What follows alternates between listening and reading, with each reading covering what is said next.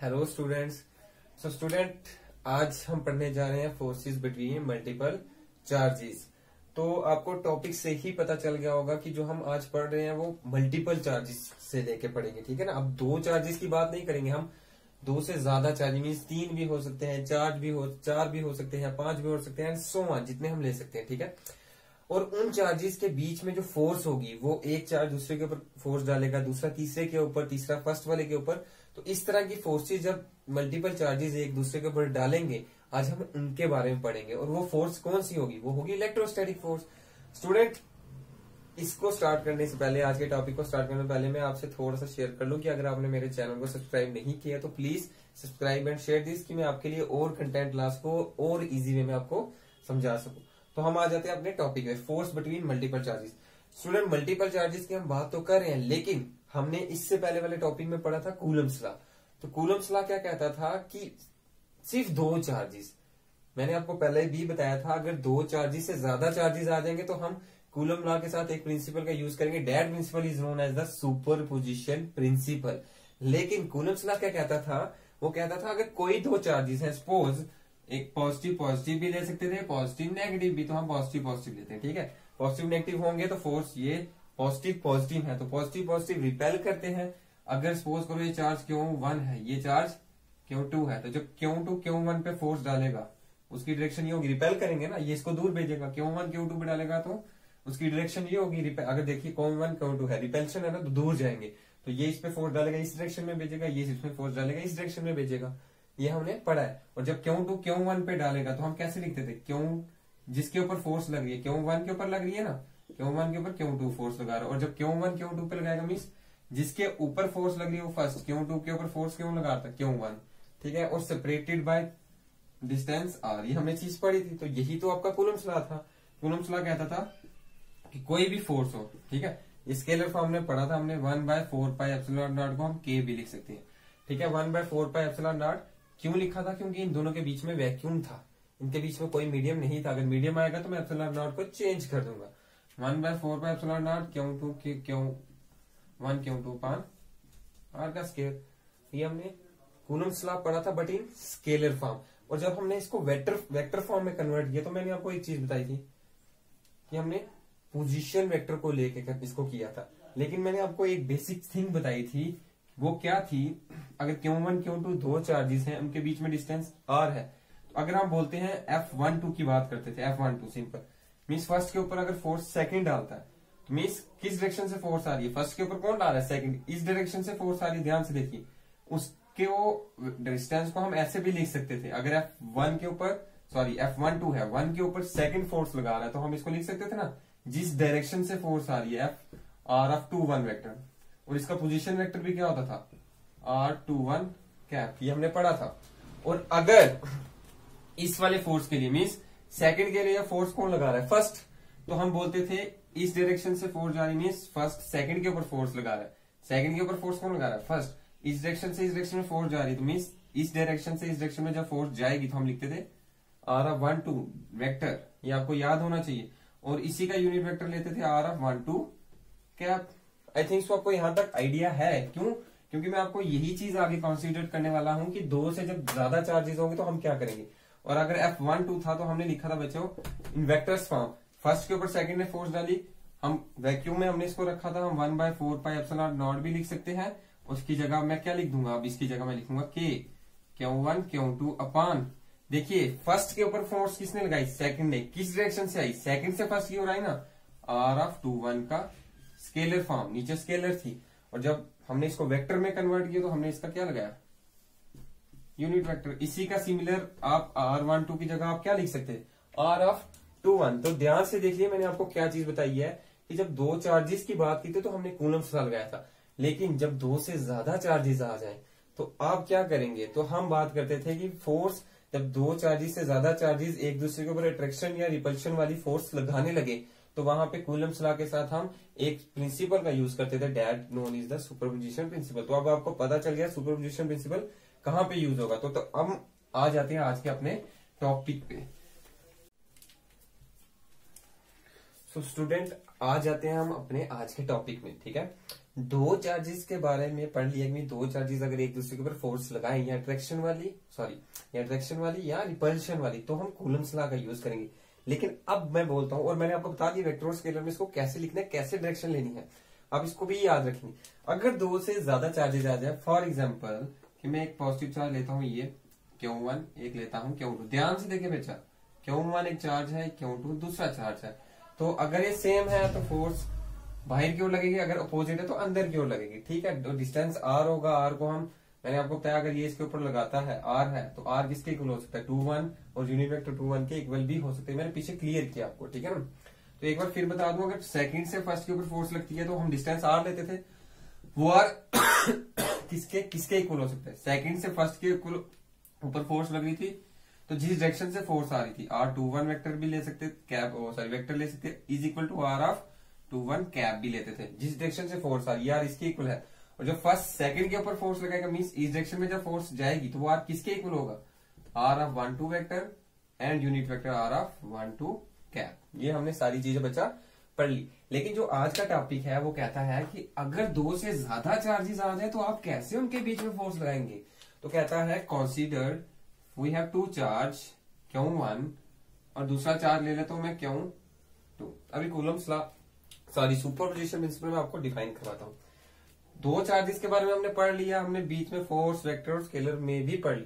तो अब कंसीडर करता हूं मैं एक charge, third charge is taken as the Q3। तो अब आप बताएं सर कि हम कैसे इसको फाइंड आउट करें। तो बच्चा देखें, कूलम्स लॉ सिर्फ दो चार्जेस की बात करता, तो मैं क्या कहता हूं, जब Q1 Q2 के ऊपर फोर्स लगा तो उसकी डायरेक्शन ये है फोर्स की, तो कैसे लगेगी, Q2 के ऊपर फोर्स लग रही है, कौन लगा रहा है, फर्स्ट। जब Q2 Q1 के ऊपर फोर्स लगाता है, डायरेक्शन ये है, फर्स्ट के ऊपर फोर्स लग रही है, कौन लगा रहा है, और बीच का डिस्टेंस r जो भी लेना है वो हम देखेंगे। ठीक है, ये तो दो कूलम्स लॉ यहाँ पे लग जाएगा। अब जो थर्ड चार्ज आ गया तो वो क्या करेगा, थर्ड चार्ज इन दोनों को इफेक्ट करेगा, इन दोनों के ऊपर फोर्स लगाएगा। जब थर्ड चार्ज Q3 Q2 के ऊपर फोर्स लगाएगा, देखिए यहां से इस फोर्स की डायरेक्शन ये होगी, तो जब थर्ड सेकंड के ऊपर फोर्स लगाएगा तो क्या हो जाएगा, सेकंड के ऊपर फोर्स लगा रहे थर्ड, ध्यान से देखिए F23। जब यही थर्ड फर्स्ट के ऊपर फोर्स लगाएगा तो इसकी डायरेक्शन ये होगी, तो हम इसको कैसे लिखेंगे, फर्स्ट के ऊपर फोर्स कौन लगा रहा है, थर्ड। आई थिंक सो यहाँ तक क्लियर हो गया आपको। अब आप बोलोगे सर अब तो यहाँ पे कॉम्प्लिकेशन आ गई, अब हमें कैसे पता चलेगा कि हमने कौन से चार्जेस लेनी है। तो बच्चा जी ध्यान से देखिए, हम सिर्फ दो चार्जेस की बात करेंगे। यहाँ तो मैं इन दोनों को कंसीडर कर लू, मीन्स या तो इन दोनों को ले लेता हूँ, या इन दोनों को ले लेता हूँ, या इन दोनों को ले लेता हूँ। ठीक है, आई थिंक सो आपको क्लियर हो रहा होगा। तो अब हम क्या करेंगे, अब यहाँ पे हम लगाएंगे प्रिंसिपल ऑफ सुपरपोजिशन। वो कहता है कि जितने भी चार्जेस होंगे उनके ऊपर जितनी भी फोर्स लगी आप उनका वेक्टर सम करो। वेक्टर सम का मतलब, लेकिन by using a coulomb law.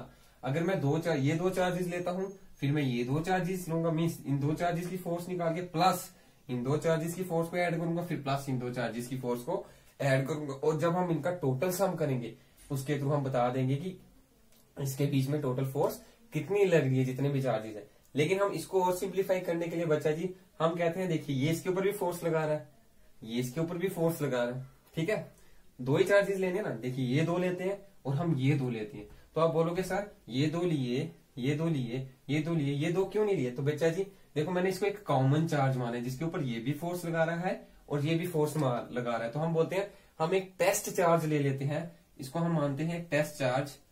Test charge वो चार्ज होगा जिसके ऊपर जितने भी चार्जेस है सभी फोर्स लगाएंगे।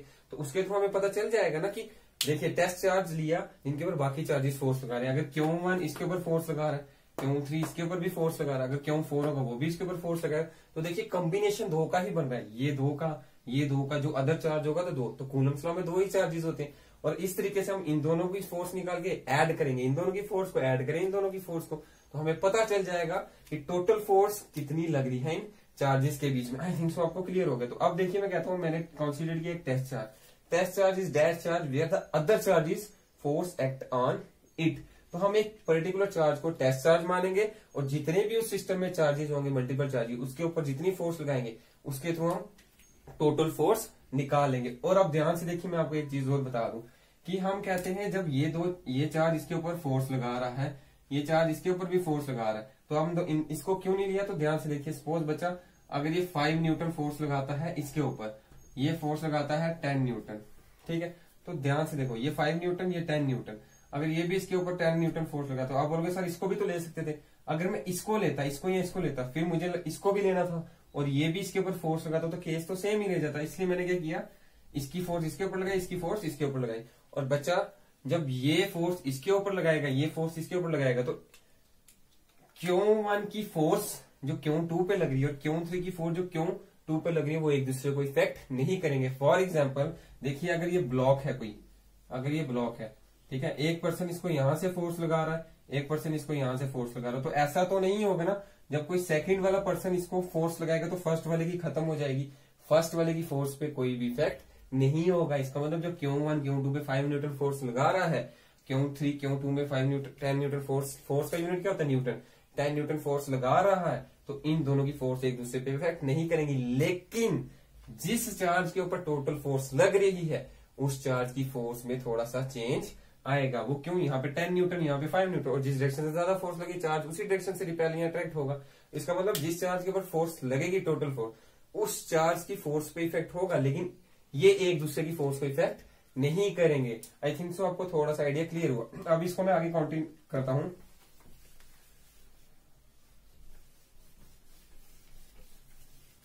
तो कहता है कंसीडर करते हैं, अब इसको सिंप्लीफाई कर देंगे हमने, मैंने आपको मेन सारी चीजें बता दी बच्चा।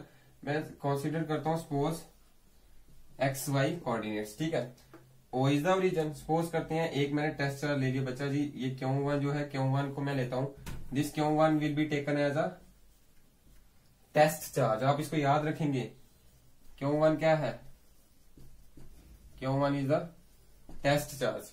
अब सपोज करो एक चार्ज मैं ले लेता हूं Q2, ठीक है, एक चार्ज मैंने और ले लिया बच्चा जी Q3, और Q4 Q5 Q6 जितने भी चार्जेस हैं सबको लेके मैं एक last n number of charges होंगे, 10 भी हो सकते हैं, 12 भी हो सकते हैं, 15 भी हो सकते हैं, 100 भी हो सकते हैं। अब मैं 100 तो नहीं बना सकता था, तो मैं क्या कर देता हूँ, उसकी जगह लिख देता हूँ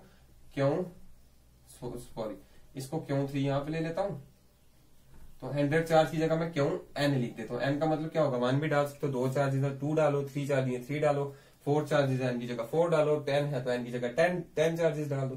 तो अब क्या होगा, जो test charges from the origin, उसको देखिए सारे के सारे पॉजिटिव चार्ज, ठीक है, Q1 भी पॉजिटिव, Q3 सो ऑन, सारे के सारे पॉजिटिव है। The origin from test charge, इसका डिस्टेंस हम ले लेते हैं पोजीशन वेक्टर R1 वेक्टर, इसका जो लेते हैं लास्ट वाला जो हमने वेक्टर फॉर्म में किया था वैसे ही है, बस वहां पे 2 चार्जेस थे, अब मैंने 2 से ज्यादा चार्जेस ले लिए और सिंप्लीफाई मैंने नीचे कर दिया आपको पहले ही। अब R1 के साथ यहाँ पे R2 वेक्टर लेता हूँ, इसका डिस्टेंस जो R3 चार्ज है उसका डिस्टेंस होगा यहाँ से R3 वेक्टर, और जो N चार्ज है उसका डिस्टेंस होगा Rn वेक्टर, ठीक है। कंसीडर किया हमने एक कोऑर्डिनेट सिस्टम में हमारे पास n नंबर ऑफ चार्जेस हैं, तो अब ये दूसरे के ऊपर फोर्स डालेंगे, चाहे अट्रैक्शन वाली चाहे रिपल्शन वाली, लेकिन कूलम था तो सिर्फ 2 चार्जेस के ऊपर फॉलो होता है ना, तो मैंने किसी एक चार्ज को टेस्ट चार्ज मान लिया, तो मैंने Q1 को टेस्ट चार्ज माना। तो कहता है अगर बोलते हैं 2 चार्जेस को लेते हैं, या इन दोनों को ले लो, या ये 2 ले लो, या ये और ये ले लो, तो देखिए सारे चार्ज को मैंने कवर कर लिए, Q2 के साथ Q1 कवर कर लिया, Q1 के साथ Q1 कवर कर लिया, और Q3 के साथ भी Q1 कवर कर लिया, तो सारे कवर कर लिए ना। तो इसी तरीके से मैंने कूलम लॉ भी लगा लिया, 2 चार्जेस के ऊपर होता है। इसी तरीके से मैंने सुपरपोजिशन भी यूज कर लिया। मीन सुपरपोजिशन कहता है जितने भी चार्जेस होंगे उनका वेक्टर सम हम करने वाले हैं। तो कहते हैं जब Q2 Q1 के ऊपर फोर्स लगाएगा, ध्यान से देखिए इसकी डायरेक्शन ये होगी, ठीक है। तो Q2 ने जब Q1 के ऊपर फोर्स लगाई, तो फर्स्ट के ऊपर फोर्स किसने लगाई, F(1,2) वेक्टर। अब वेक्टर फॉर्म में तो कर लिया। उसी तरीके से जब आपका Q3 किसके ऊपर फोर्स लगाएगा, Q1 के ऊपर, Q1 के ऊपर जब किसने फोर्स लगाई, F(1,3) मीन्स Q1 के ऊपर Q3 ने फोर्स लगाई। उसी तरीके से ध्यान से देखिए जब Qn वाला चार्ज आपका Q1 पे फोर्स लगाएगा तो क्या आएगा, F(1n) vector. I think so आपको यहां तक क्लियर हो गया। तो कहता है कंसीडर किया हमने एक चार्जेस है हमारे पास, नंबर ऑफ चार्जेस हैं, ठीक है। Considered we have n number of charges having position vector R1 R2 R3 and Rn separated in a vacuum.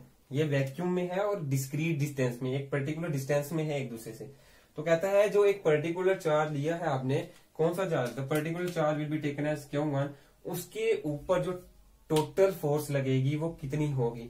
The total force on Q1, देखिए चार्ज कौन सा आपका 1 वाला, F का मतलब जो टोटल फोर्स लगेगी। अब हम उसको कैसे लेंगे, अब यहाँ पे बेटा हम प्रिंसिपल सुपरपोजिशन प्रिंसिपल का यूज करेंगे। वो क्या कहता है, ध्यान से देखिए, कहता है फोर्स ऑन एनी चार्ज, किसी भी चार्ज पे फोर्स लगे due to the number of charge other charges. देखिए कहता है कोई भी एक चार्ज ले लो जिसके ऊपर बाकी चार्जेस फोर्स लगाएंगे, is the vector sum of all the forces, is the vector sum of all the forces. देखिए वेक्टर है, vector sum of all the forces on that charge due to other charge.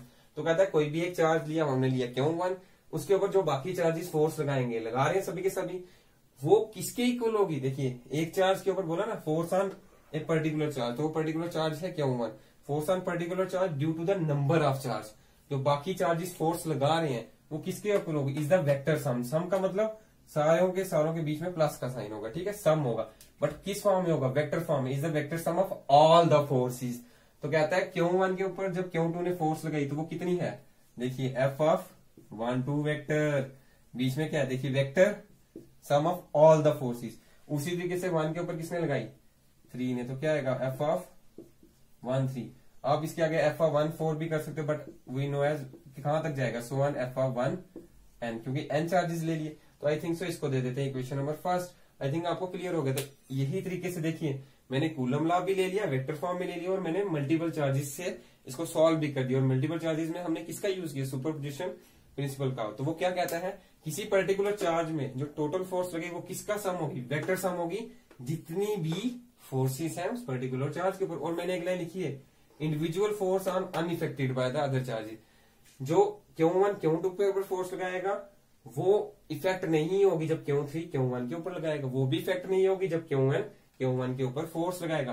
तो इस तरीके से हम Coulomb's law जो है आपका मल्टीपल चार्जेस के लिए फाइंड आउट कर सकते हैं। अब देखिए इसकी वैल्यूज अगर मुझे देनी हो तो क्या करना है, जो ये वैल्यू F1 F1 3, अगर इसकी वैल्यू देनी है तो मैंने आपको पहले ही फाइंड आउट कर दिया, मीन्स F ऑफ 1 2 किसके इक्वल होगा, फर्स्ट के ऊपर जब सेकंड ने फोर्स लगाई, वैक्यूम में है 1/4 पर एप्सिलॉन नॉट भी ले सकते हैं, यहाँ K भी ले सकते हैं, तो किसके इक्वल होगा, Q1 के ऊपर 2 ने फोर्स लगाई, ध्यान से देखिए 1 चार्ज सेकंड के ऊपर फोर्स लगा रहे Q1 Q2 अपान R होता था, R का स्केयर। लेकिन मैंने आपको बताया था जब फर्स्ट के ऊपर सेकंड फोर्स लगाएगा तो बच्चा जी उसका पोजीशन वेक्टर होगा R12 वेक्टर, और उसी का यूनिट वेक्टर होगा R12 कैप। और जब मैंने इसको नीचे स्केलर फॉर्म में लिखा तो मैंने लिखा R12 का स्केयर और R12 का कैप। इसको दे देते इक्वेशन नंबर सेकंड।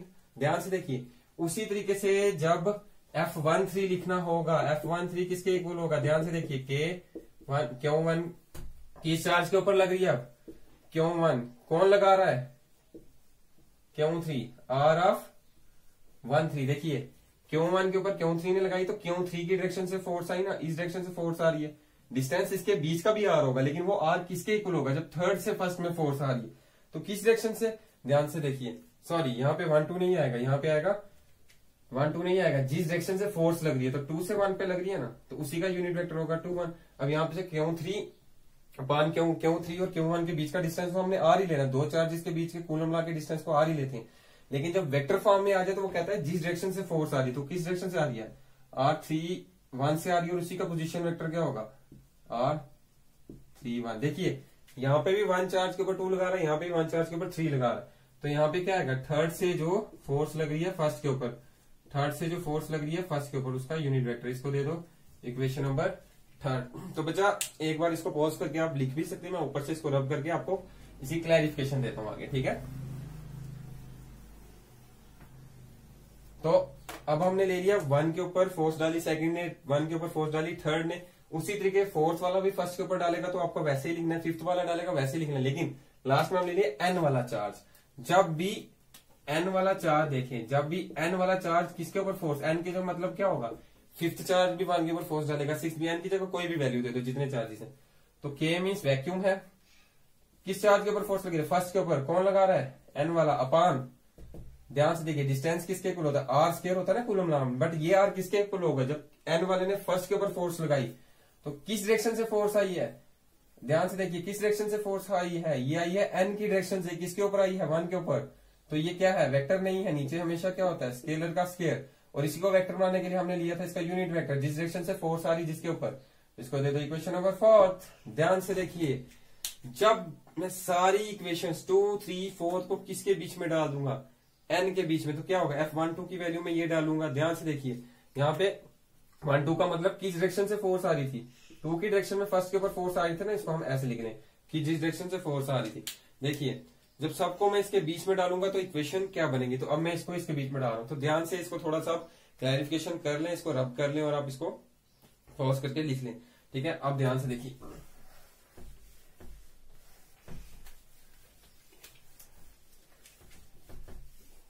तो हमने क्या पढ़ा, हमने बोला एक पर्टिकुलर चार्ज था, कौन सा, F1, किसके ऊपर फोर्स लग रही थी, कौन कौन लगा रहा था, 1 के ऊपर 2 भी फोर्स लगा रहा है, 1 के ऊपर 3 भी फोर्स लगा रहा है, 1 के ऊपर N भी फोर्स लगा रहा है। ठीक है, इसी के लिए अब ध्यान से देखो, और ये किसके इक्वल भी हो सकता है, this is also equal to, ध्यान से देखिए 1 1 1 1 1 1 सबका कॉमन है, लेकिन ध्यान से देखिए 2 3 4 5 6 ये वेरी कर रहा है ना, तो क्या मैं बीच में कौन सा साइन है, प्लस का साइन है, तो क्या मैं इसके साथ समीशन नहीं लिख सकता हूँ, लिख सकता हूँ। समीशन का मतलब सबका सम, वो सम आई कहां से कहां वेरी करेगा, ध्यान से देखिए आई वेरी करेगा 2 से लेके एन तक, क्यों आई वेरी करेगा 2 से लेके एन तक, वो क्यों, देखिए 1 चार्ज के ऊपर फोर्स लग रही है, 1 का 1 ही रहेगा, सभी 1 के ऊपर लगा रहे हैं।